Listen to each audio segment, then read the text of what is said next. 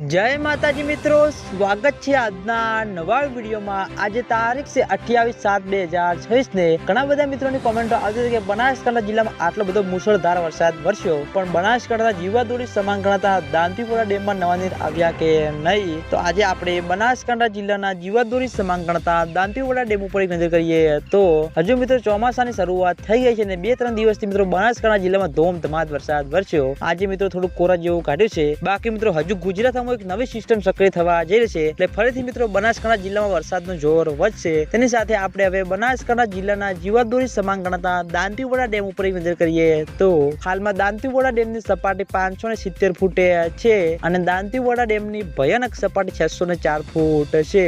અત્યાર સુધીમાં દાંતીપોડા ડેમમાં પાણીનો સંગ્રહ 26.39% ભરાયેલો છે। તેની સાથે ઘણા બધા ખેડૂતો મિત્રોની કોમેન્ટો આવતી હતી કે શું દાંતીપોડા ડેમમાં નવા નીર આવ્યા કે નહીં। તો મિત્રો હજુ સુધી દાંતીપોડા ડેમમાં બિલકુલ પણ નવા નીર આવ્યા નથી, એટલે કોઈ એક ખોટા વિડીયોમાં આવવું નહીં અને દાંતીપોડા ડેમમાં પાણીની આવક શરૂ થશે તો સૌથી પહેલા તમને બધાને આ ચેનલ દ્વારા વિડીયો બનાવીને જાણ કરવામાં આવશે। ફરીથી મિત્રો ગુજરાતમાં એક નવો રાઉન્ડ સક્રિય થવા જઈ રહ્યો છે, તેના લીધે મિત્રો ફરીથી મિત્રો બનાસકાંઠા જિલ્લામાં વરસાદી જોર વધશે, એટલે ખેડૂતો મિત્રોની આશા છે કે જેમ બને તેમ ઝડપી દાંતીપોડા ડેમમાં પાણીની આવક શરૂ થાય। અને આજના વિડીયોમાં આટલું હતું। તમે બધા અમારી ચેનલ ઉપર નવા હોય તો વિડીયોને લાઈક કરી દેજો, કોમેન્ટ કરી દેજો અને ચેનલને સબસ્ક્રાઇબ પણ કરી દેજો। તો મિત્રો જય માતાજી।